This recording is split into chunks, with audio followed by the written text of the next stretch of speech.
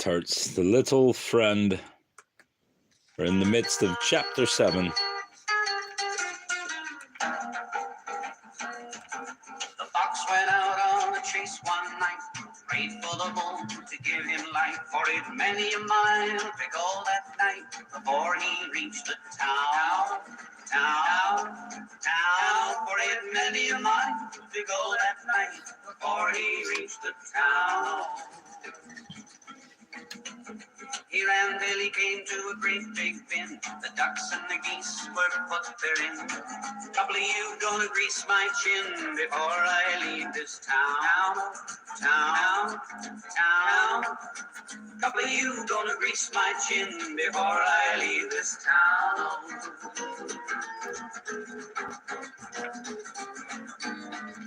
Grabbed a gray goose by the neck, threw a black duck across his back. He didn't mind their quack, quack, quack, and the legs all dangling down. He didn't mind their quack, quack, quack, and the legs all dangling down. Old Mother Flipper Flapper jumped out of bed. Out of the window she popped her head, crying, John, John, Greggles is gone. The fox is in the town. Crying, John, John, Greggles is gone. The fox is in the town. He ran till he came to his cozy den. There were his little ones, 8, 9, 10. They said, Daddy, you better go back again, 'cause it must be a mighty fine town. They said, Daddy, you better go back again, 'cause it must be a mighty fine town. Town. Without any strife, got up a goose with a carving knife. They never had such supper in their lives, and the little ones chewed on the bones. They never had such a supper in their lives, and the little ones chewed on the bones. They never had such a supper in their lives, the little ones chewed on the bones. Yeehaw! Yeehaw! All right, that's going to be all for that. Let's take this off the screen, put this on the screen, and get to reading.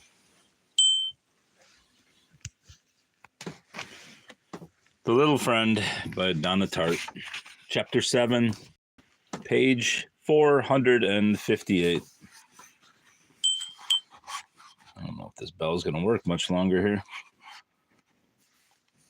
Black trucks, said Farsh abruptly when they turned onto the highway towards home. He was all hopped up, breathing with loud asthmatic rasps. I've never seen so many black trucks in my life. Danny made an ambiguous noise and passed a hand over his face. His muscles trembled and he was still shaky. What would they have done to the girl if they'd caught her? Damn it, he said. Somebody could have called the cops on us back there. He had, as he had so often nowadays, the sense of coming to his senses in the midst of some preposterous high-wire stunt in a dream. Were they out of their minds, chasing a kid like that in a residential neighborhood in broad daylight? Kidnapping carried a death penalty in Mississippi. This is nuts, he said aloud, but Ferris was pointing excitedly over the windows. His big, heavy rings, pinky ring, shaped like a dice, flashing outlandishly in the afternoon sun. There, he said, and there. What, said Danny, what? Cars everywhere, light pouring off cotton fields, so intense. It was like light on water. Black trucks. Where? The speed of the moving automobile made him feel like he was forgetting something or had left something important behind. There. That truck's green. No, it's not there, Farish cried triumphantly. See, there goes another one. Danny, heart hammering, pressure rising in his head, felt like saying, so fucking what? But for fear of setting Farish off, refrained. Crashing over fences, through tidy town yards with barbecue grills, ridiculous. The craziness of it made him feel faint. This was the part of the story where you were supposed to snap your senses and straighten up. Stop cold, turn the car around, change your life forever. The part that Danny never quite believed. Look there, Ferris slapped the dashboard so loudly Danny nearly jumped out of his skin. I know you've seen that one. Them trucks are mobilizing, getting ready to go. Light everywhere, too much light, sunspots, molecules. The car had become a foreign idea. I have to pull over, Danny said. What? Said Varish. I can't drive. He could feel his voice getting high and hysterical. Cars swooshed by, colored energy streaks, crowded dreams. In the parking lot of the White Kitchen, he sat with his forehead on the wheel and took deep breaths while Farish explained, pounding his fist into his palm, that it wasn't the meth itself that wore you down, but not eating. That was how he, Farish, kept from getting strung out. He ate regular meals, whether he wanted them or not. But you're just like gum, he said, prodding Danny's bicep with his forefinger. You forget to eat. That's why you're thin as a bone. Danny stared at the dashboard, monoxide vapors and nausea. It was not pleasant to think of himself as being like gum in any way, and yet with his burnt skin and hollow cheeks and sharp, thin, wasted build, he was the only one of all the grandsons who really looked much like her. It had never occurred to him before. Here, said Farish, hoisting his hip, feeling busily for his wallet. Happy to be of service, happy to instruct. I know just what you need. A fountain coke and a hot ham sandwich. That'll fix you right up. Laboriously, he opened the car door and hoisted himself out, gamely, stiff in his legs, swaying like an old sea captain, and went inside to get the fountain coke and the hot ham sandwich. Danny sat in silence. Farish's smell hung plump and extravagant in the stifling car. The last thing in the world he wanted was a hot ham sandwich. Somehow he would have to choke the thing down. The girl's afterburn raced through his mind like jet trails, a dark-headed blur, a moving target. But it was the face of the old lady on the porch that stayed with him. As he drove past that house, her house, in what felt like slow motion, the old lady's eyes, powerful eyes, full of light, had passed over him without seeing him, and he'd felt a glittery, queasy shock of recognition. For he knew the old lady, intimately but distantly, like something from a long-ago dream. Through the plate glass window, he saw Farish leaning on the counter, jawing expansively with a bony little waitress he liked. Possibly because they were afraid of him, or because they needed the business, or maybe because they were just kind. The waitresses at the White Kitchen listened respectfully to Farish's wild stories and didn't seem irritated by his grooming, or his bad eye, or his hectoring know-it-all streak. If he raised his voice, if he got coffee and started waving his arms around, or knocked over his... If he raised his voice, if he got agitated and started waving his arms around or knocked over his coffee, they remained calm and polite. Farish, in return, refrained from foul language in their presence, even when he was wired out of his mind, and on Valentine's Day, he'd even brought a bunch of flowers down to the restaurant. Keeping an eye on his brother, Danny got out of the car and walked around to the side of the restaurant, past a margin of dried-up shrubs to the phone booth. Half the pages in the directory had been torn out, but luckily the last half, and he ran a trembling fingertip down the C's. The name on the mailbox had been Cleve. Sure enough, right there in black and white on Margin Street, an E. Cleve. And strangely, it chimed. Danny stood in the stifling hot phone booth, letting the connection sink in, for he had met the old lady so long ago that it seemed from a different life. She was known around the county, not so much for herself, but for her father, who had been a big cheese politically, and for the former house of her family, which was called Tribulation. But the house, famous in its day, was long gone, and now survived in name only.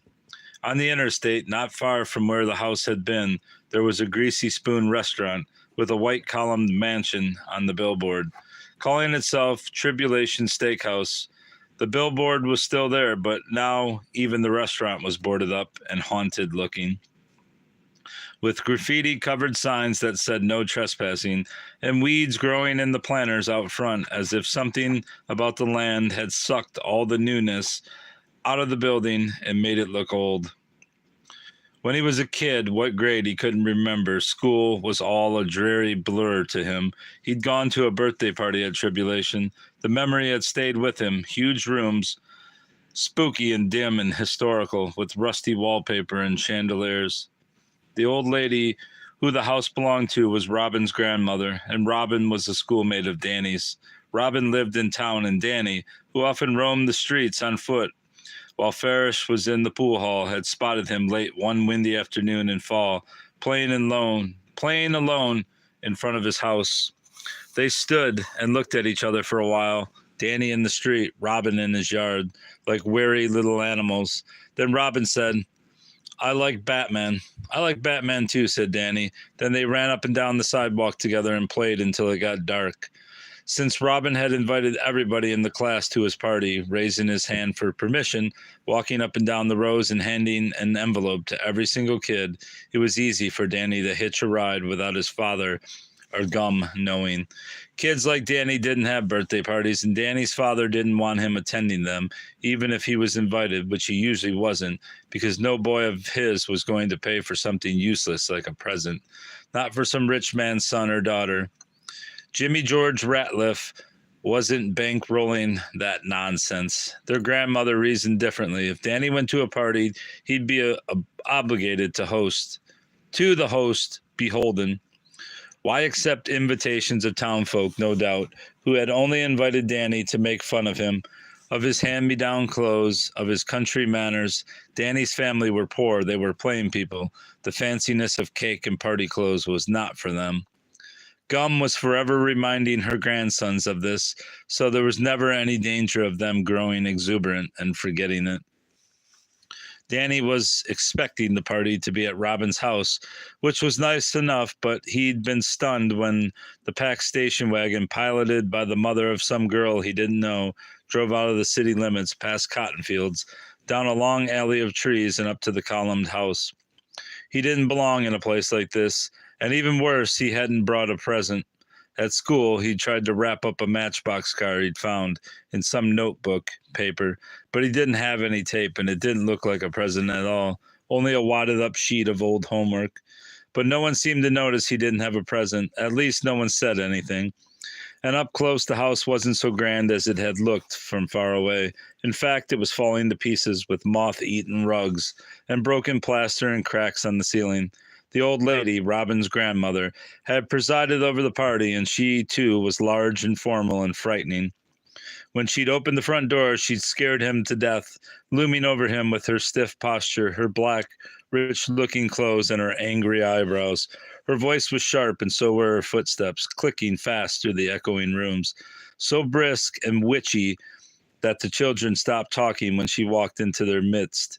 But she had handed him a beautiful piece of white cake on a glass plate, a piece with a fat icing rose, and writing too, the big pink H in happy. She had looked over the heads of the other children, crowding around her at the beautiful table, and she had reached out over their heads and handed to Danny, hanging in the back, the special piece with the pink rose, as if Danny was the one person in the room who she wanted to have it. So that was the old lady, E. Cleve. He had not seen her or thought of her in years. When tribulation caught fire, a fire that lit up the night sky for miles around, Danny's father and grandmother shook their heads with sly, amused gravity, as if they had known all along that such a house must burn. They could not help but relish the spectacle of the high and mighty brought down a notch or two. And Gum resented tribulation in particular, since as a girl she'd picked cotton in its field. Zzz. There was a certain snooty class of white traders to their race, said Danny's father, who regarded white folks down on their luck as no better than the common yard. Yes, the old lady had come down, and to fall in the world as she had fallen was foreign and sad and mysterious. Danny's own family had nowhere much to fall from, and Robin, a generous, friendly kid, was dead. Dead many years now, murdered by some creep passing through, or some filthy old tramp who wandered up from the train tracks. Nobody knew. At school that Monday morning, the teacher, Mrs. Martyr, a mean fat ass with a beehive, who had made Danny wear a woman's yellow wig for a whole week at school, punishment for something or other, he couldn't remember what, stood whispering with the other teachers in the hall, and her eyes were red like she'd been crying. After the bell rang, she sat down at her desk and said, "Class, I have some very sad news." Most of the town kids had already heard, but not Danny. At first, he thought Mrs. Martyr was bullshitting them, but when she made them get out crayons and construction paper and start making cards to send the Robbins family, he realized she wasn't. On his card, he drew careful pictures of Batman and Spider-Man and the Incredible Hulk standing in front of Robin's house, all in a line. He wanted to draw them in action postures, rescuing Robin, pulverizing bad guys, but he wasn't a good enough artist. He just had to draw them standing in a line, staring straight ahead. As an afterthought, he drew himself in the picture too, off to the side. He'd let Robin down, he felt. Usually the maid wasn't around on Sundays, but that day she was. If he hadn't let her chase him off earlier in the afternoon, then Robin might still be alive. As it was, Danny felt narrowly missed. He and Curtis were often left by their father to roam the town alone, often at night, and it wasn't like they had a home or any friendly neighbors to run to if some creep came after them. Though Curtis hid obligingly enough, he didn't understand why he couldn't talk and had to be constantly shushed. But still, Danny was glad of his company, even when Curtis got scared and had coughing fits. The worst nights were when Danny was alone. Still as a mouse, he hid in tool sheds and behind people's hedges, breathing fast and shallow in the dark until the pool hall closed at 12. Out he crept from his hiding place, down the dark streets he hurried, all the way to the lighted pool hall, looking over his shoulder at the slightest noise. And the fact that he never saw anybody particularly scary during his night wanderings somehow made him more afraid, as if Robin's murderer was invisible or had secret powers. He started having bad dreams about Batman, where Batman turned in an empty place and started walking towards him fast with glowy, evil eyes. Danny wasn't a crier. His father didn't permit any of that, even from Curtis. But one day, in front of his whole family, Danny broke down sobbing, surprising himself as much as anyone. And when he couldn't stop, his father yanked him up by the arm and offered to give him something to cry about. After the belt whipping, Ricky Lee cornered him in the trailer's narrow hallway. "Guess he was your boyfriend. Guess you'd rather it was you," said his grandmother kindly. The very next day, Danny had gone to school bragging of what he had not done. In some strange way, he'd only been trying to save face. He wasn't afraid of anything, not him, but still he felt uneasy when he thought about it, how sadness had turned to lies and swaggering. How part of it was jealousy, even as if Robin's life was all parties and presents and cake. Because sure, things hadn't been easy for Danny, but at least he wasn't dead. The bell over the door tinkled, and Farish strode out into the parking lot with a greasy paper bag. He stopped cold when he saw the empty car. Smoothly, Danny stepped out of the phone booth.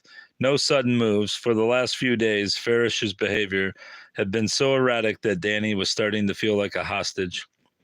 Farish turned to look at Danny, and his eyes were glassy. "What are you doing here?" he said. No problem. I was just looking in the phone book," said Danny, moving quickly to the car, making sure to keep a pleasant, neutral expression on his face. These days, any little thing out of the ordinary could set Farish off. The night before, upset over something he'd seen on television, he slammed a glass of milk on the table so hard that the glass broke in his hand. Farish was staring at him aggressively, tracking him with his eyes. "You're not my brother." Danny stopped, his hand on the car door. "What?" With absolutely no warning, Farish charged forward and knocked Danny flat on the pavement. When Harriet got home, her mother was upstairs talking to her father on the telephone. What this meant, Harriet didn't know, but it seemed like a bad sign. Chin in hand, she sat on the stairs waiting, but after a long time had passed, half an hour or so, and still her mother did not appear. She pushed backwards to sit a step higher, and then a step higher until finally she had worked all the way up and was perched at the very top of the stairs with her back to the bolt of light which shone from under her mother's bedroom door. Carefully she listened, but though the tone of her mother's voice was clear, husky, whispery, the words weren't. Finally she gave up and went down to the kitchen. Her breath was still shallow, and every now and then a muscle twitched painfully in her chest wall. Through the window over the sink, the sunset streamed into the kitchen, all red and purple. Grandiose. The way it got in the late summer as hurricane weather approached. Thank God I didn't run back to Edie's, she thought, blinking rapidly. In her panic, she'd come very close to leading them directly to Edie's front door. Edie was tough, but she was still an old lady with broken ribs. Locks in the house, all old, box-type locks, easy to break. The front and back doors had old-fashioned barrel bolts at the top, which were useless. Harriet herself had got in trouble for breaking the lock on the back door. She'd thought it was stuck and thrown her weight against it from the outside. Now, months later, the fitting still dangled from the rotten frame by a single nail. From the open window, a little shivery breeze blew in across Harriet's cheek. Upstairs and down, open windows everywhere, propped by fans, open windows in practically every room. To think of them all gave her a nightmarish sense of being unprotected, exposed. What was to keep him from coming right up to the house? And why should he bother with the windows when he could open pretty much any door he wanted?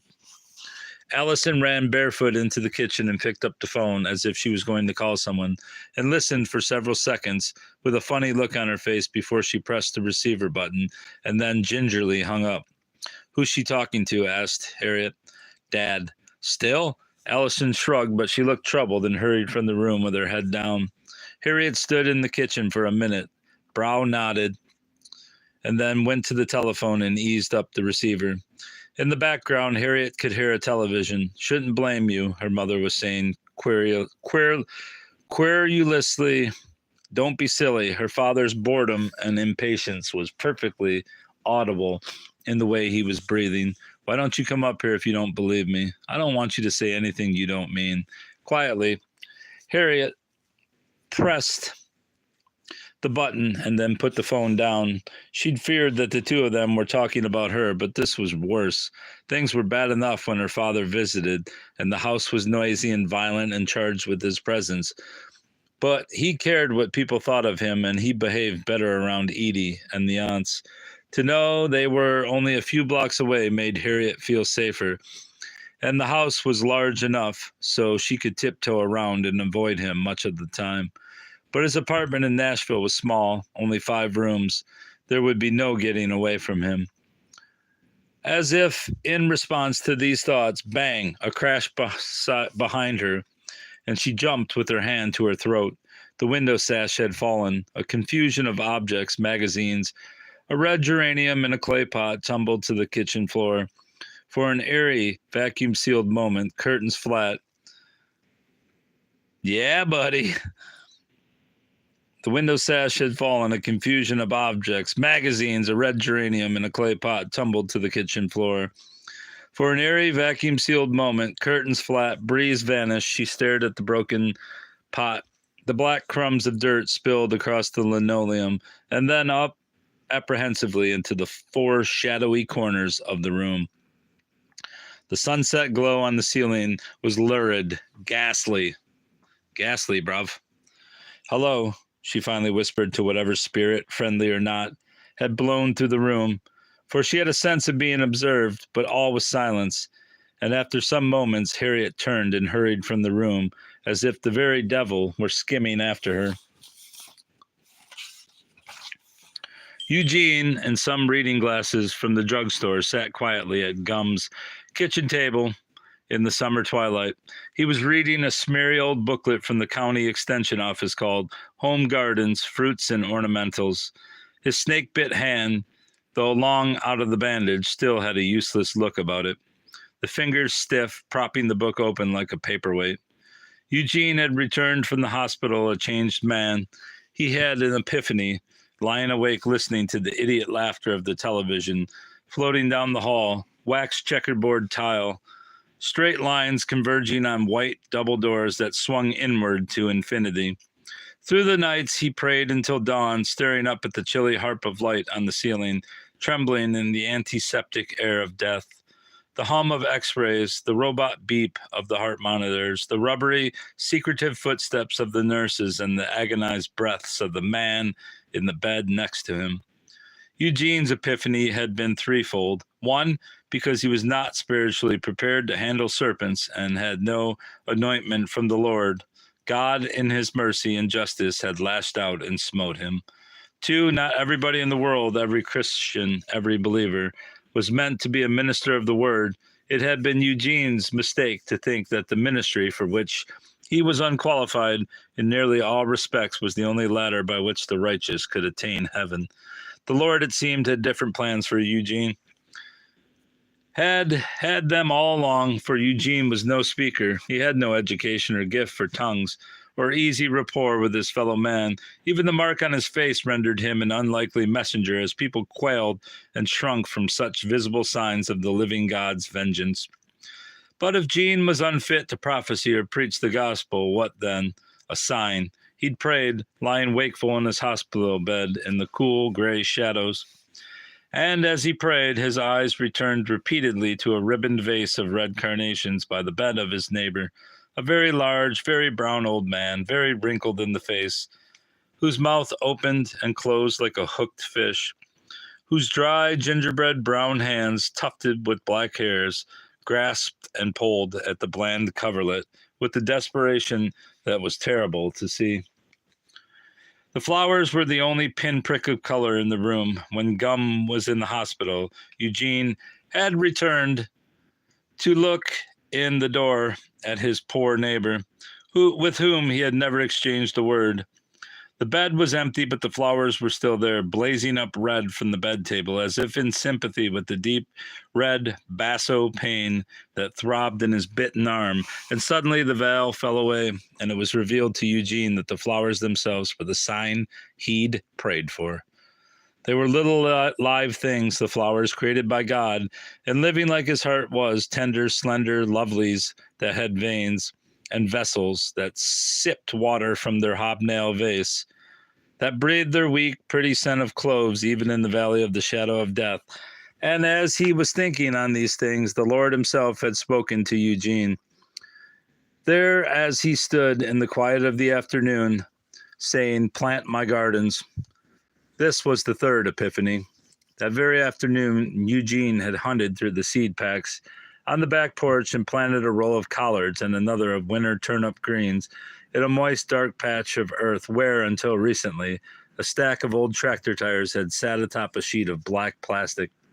He'd also purchased 2 rose bushes on sale at the feed store and planted them in the scrubby grass in front of his grandmother's trailer.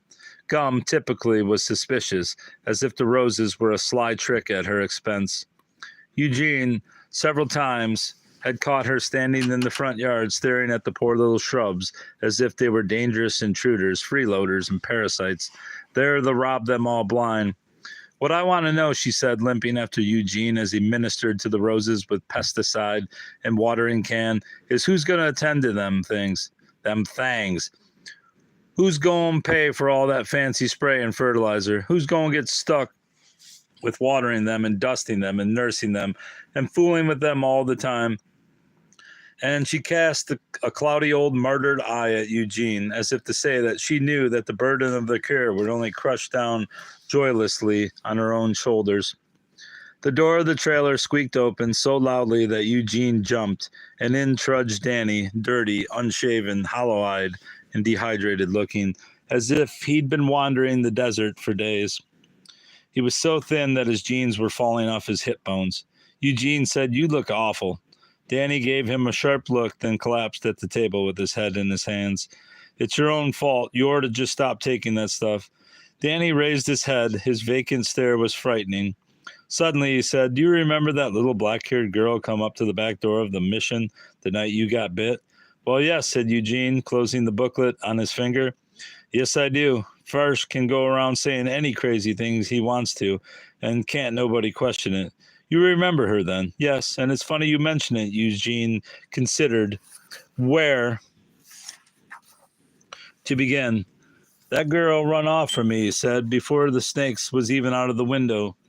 She was nervous down there on the sidewalk with me, and the second that yell came from up there, she was off." Eugene set the booklet aside. "And I can tell you another thing. I did not leave that door unlocked. I don't care what Farsh says." It was standing open when we come back, and he drew his neck back and blinked at the tiny photograph which Danny had suddenly shoved in his face. Why, that's you, he said. I, Danny shuddered and turned up his red-rimmed eyes at the ceiling. Where'd this come from? She left it. Left it where? Said Eugene, and then said, what's that noise? Outside, someone was wailing loudly. Is that Curtis? He said, standing up. No, Danny drew a deep, ragged breath. It's Farish. Farish? Danny scraped back his chair. He looked wildly about the room. The sobs were broken, guttural, as despairing as a child's sobs, but more violent, as if Farish was spitting and choking up his own heart. My gosh, said Eugene, awed. Listen at that. I had a bad time with him just now in the parking lot of the White Kitchen, said Danny. He held up his hands, which were dirty and skinned up. What happened, said Eugene.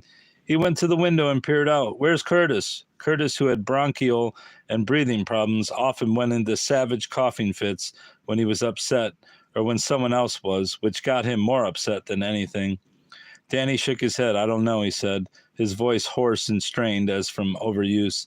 I'm sick of being scared all the time. To Eugene's astonishment, he drew a mean-looking bill-hook knife from his boot, and with a stoned but significant look, set it down on the table with a solid clack. This is my protection, he said, from him, and he rolled up his eyes in a particularly squid-like way, white showing that Eugene took to mean Farish. The awful crying had died down. Eugene left the window and sat down by Danny.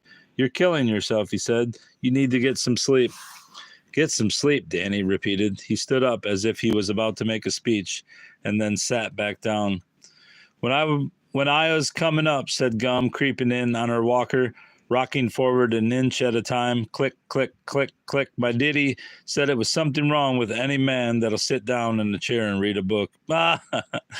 This, she said with a sort of peaceful tenderness, as if the plain wisdom of the remark did her father credit. The booklet lay on the table. With a trembling old hand, she reached out and picked it up. Holding it at arm's length, she looked at the front of it, and then she turned it around and looked at the back. Bless your heart, Jean. Eugene looked over the tops of the glasses. What is it? Oh, said Gum after a tolerant pause. Well, I just hate to see you get your hopes up. It's a hard old work for folks like us. I sure do hate to think of all them young college professors standing up in the job line ahead of you. Hun, can't I just look at the darn thing? Certainly she meant no harm, his grandmother. She was just a poor little broken-down old lady who'd worked hard her whole life and never had anything, and never had a chance, and never knew what a chance was. But why this meant her grandsons didn't have a chance either, Eugene wasn't quite sure. It's just something I picked up at the extension office, hon, he said, for free. You ought to go down there and look sometime. They have things there on how to grow just about every crop and vegetable and tree there is.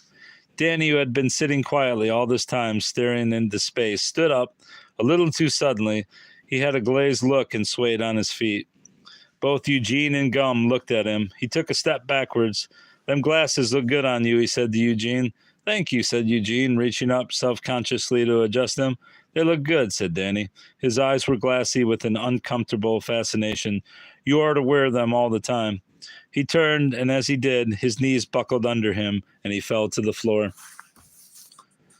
All the dreams Danny had fought off for the past 2 weeks thundered down on him all at once, like a cataract from a burst dam, with wrecks and jetsam from various stages of his life jumbled and crashing down along with it, so that he was 13 again and lying on a cot his first night in juvenile hall, tan cinder block, industrial fan, rocking back and forth on the concrete floor like it was about to take off and fly away, but also 5 in first grade and 9 with his mother in the hospital, missing her so terribly, so afraid of her dying and of his drunk father in the next room, that he lay awake in a delirium of terror, memorizing every single spice on the printed curtains, which had then hung in his bedroom. There were old kitchen curtains. Danny still didn't know what coriander was, or mace, but he could see the brown letters jingling across the mustard yellow cotton. Mace, nutmeg, coriander, clove, and the very names were a poem that called up grinning nightmare in top hat to his very bedside. Tossing on his bed, Danny was all these ages at once, and yet himself and 20, with a record, with a habit, with a virtual fortune of his brother's crank, calling him in a shrill, airy voice from its hiding place high above the town, so that the water tower was confused in his mind with the tree he'd climbed and thrown a bird dog puppy out of once when he was a kid to see what would happen. It died, and his guilty thoughts about ripping Farish off were stoppered and shaken up with shameful childhood lies he'd told about driving race cars and beating up and killing people, with memories of school and court and prison and the people, and prison and the guitar his father had made him quit playing because he said it took too much work. Where was that guitar? He needed to find it. People were waiting for him out in the car. If he didn't hurry, they'd go off and leave him. The tug of all these contradictory times and places made him roll back and forth on his pillow from the confusion of it all. He saw his mother, looking up in the window at him, and the concern on her swollen, kindly face made him want to weep. Other faces made him start back in terror. How to tell the difference between the living and the dead? Some were friendly, some weren't, and they all spoke to him and to each other, though they've never known each other in life, walking in and out in large business-like groups, and it was hard to know who belonged where and what they were all doing together here in his room. Where they didn't belong, their voices mingled with the rain striking down on the tin roof of the trailer and themselves as gray and formless as the rain. Eugene, wearing the strange, scholarly drugstore glasses, sat by his bed.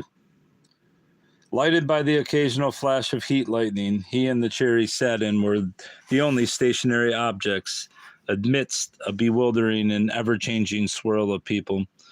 Every so often the room seemed to empty, and Danny bolted upright for fear he was dying, for fear that his pulse had stopped and his blood was cooling, and even his ghosts were trailing away from him. "Set down, said Eugene. Eugene, nutty as a fruitcake, but, besides Curtis, the gentlest of the brothers.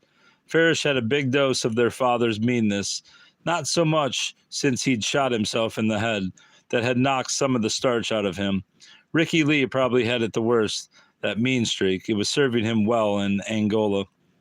But Eugene wasn't so much like Daddy, with his tobacco-stained teeth and billy goat eyes, but more like their poor drunk mother, who died raving about an angel of God standing barefoot on the chimney. She'd been playing, God bless her, and Eugene was playing too, with his closed-set eyes and his honest, lumpy nose looked very much like her in the face. Something about the glasses softened the ugliness of his scar. Poof! The lightning through the window lit him up blue from behind. The burn splashed over his left eye beneath the glasses was like a red star. "Problem is," he was saying, hands clasped between his knees, "I didn't see that you couldn't separate that creeping serpent out of all creation. If you do, old man, it's going to bite you." Danny stared at him in wonder. The glasses gave him an alien, learned presence, a schoolmaster from a dream. Eugene had come back from prison with a habit of talking in long, disjointed paragraphs, like a man talking to four walls, nobody listening, and this, too, was like their mother, who rolled around on the bed and spoke out to visitors who weren't there and called on Eleanor Roosevelt and Isaiah and Jesus. You see, Eugene was saying, that snake's a servant of the Lord. It's his creature too, you see. Noah taking it on the ark with all the others. You can't just say, oh, the rattlesnake is evil, because God made it all. It's all good. His hand hath wrought the serpent just as it wrought the little lamb. And he cast his eyes over to a corner of the room where the light didn't really shine, where Danny, horrified, stifled with his fist a scream at the breathless black creature of his old nightmare, shuddering, tugging, struggling, small and frantic on the floor by Eugene's feet. And though it was nothing to retell or speak of, a thing more piteous than horrible, still the rank old fluttering flavor of it was to Danny horror beyond bloodshed or description. Blackbird, black men and women and children scrambling for the safety of the creek banks. Terror and explosions, a foul, oily taste in his mouth, and a trembling as if his body were falling to pieces. Spasmed muscles, snapped tendons dissolving to black feathers and washed bone. That's going to have to be it, bub. What is this? It's blood. All right, Brobs, that's all.